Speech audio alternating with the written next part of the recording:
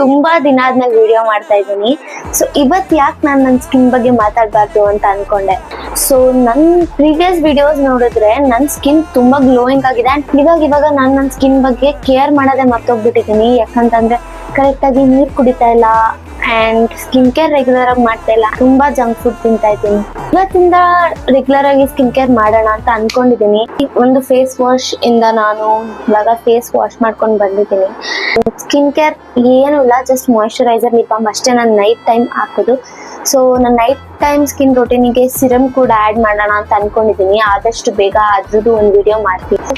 Dot and Key ಅವ್ರದ್ದೇನೆ moisturiser. ಈ ಒಂದು ಮಾಯಿಶ್ಚರೈಸರ್ ನನಗಂತೂ ಸಿಕ್ಕಾಪಟ್ಟೆ ಇಷ್ಟ. And I love skin care makeup, ಯಾಕಂದ್ರೆ ನಾನು ಮೇಕಪ್ ಆರ್ಟಿಸ್ಟ್ ಆಗಿರೋದ್ರಿಂದ I love skin care and makeup. But ಇವಾಗಂತೂ ನಾನು ಏನು ಸ್ಕಿನ್ ಕೇರೇ ಮಾಡಿಲ್ಲ. ಮುಂದೆ ಬರೋ ವಿಡಿಯೋಸ್ ಅಲ್ಲಿ ನಾನು morning skin care routine and ಕಾಲೇಜಿಗೆ ನಾನು ಯಾವ ತರ ಮೇಕಪ್ ಮಾಡ್ಕೊಂಡು ಹೋಗ್ತೀನಿ ಅದನ್ನ ವಿಡಿಯೋ ಮಾಡೋಣ ಅಂತ ಅನ್ಕೊಂಡಿದ್ದೀನಿ. ಇವತ್ತಿಗೆ ಇಷ್ಟೇ, ಬಾಯ್.